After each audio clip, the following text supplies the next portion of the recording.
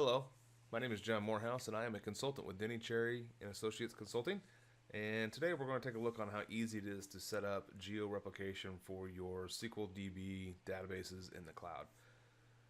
Diving into the portal, we can see that I've got two SQL databases up and running, Test 1 and Test 2. They currently reside on a server called SQL DB Test 1, and that it is located in the East US region.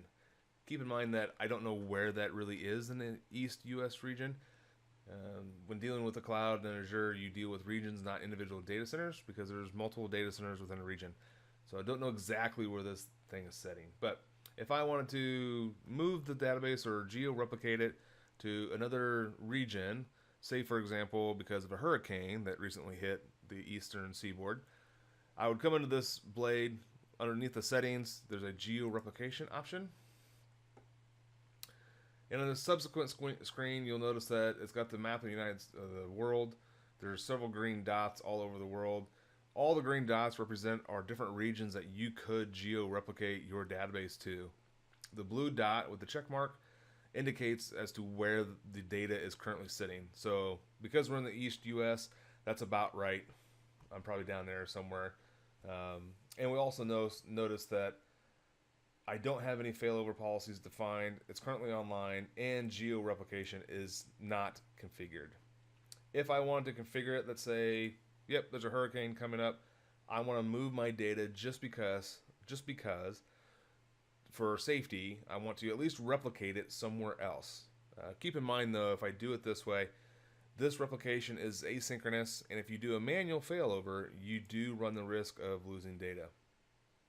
But in my case, I want to replicate it to the West US 2 region. And it opens up a secondary blade called Create Secondary. Pretty straightforward. It's already got the database name populated. The secondary type is going to be readable. I'm going to configure some target server settings. Now, if I did not have a server already in that region, I would have to configure it. It's a simple 4 or 5 question configuration to get up and running.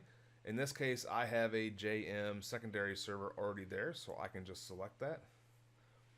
And we can see I don't have any elastic database pools configured. And again, it's just a basic 1 gig pricing tier. So we're not talking anything fancy, nothing real pricey. And then I'm going to click OK. And that really is it, ladies and gentlemen. We can see here on the subsequent screen, the blue dotted line means that my data is now being replicated to the West Coast. So if something affects the West Coast from the East Coast, we got bigger problems. But at least I know that my data is now being transferred asynchronously from the East US region to the West US 2 region, from SQL DB test to JM secondary. And here in a little bit, we can see that it's actually the status of the secondary is seeding. Here in a few minutes, this should pop up and say that it's online, and this dotted line will then turn solid, and that would indicate that the databases are then in sync, and at least I have it geo-replicated. And it's that easy.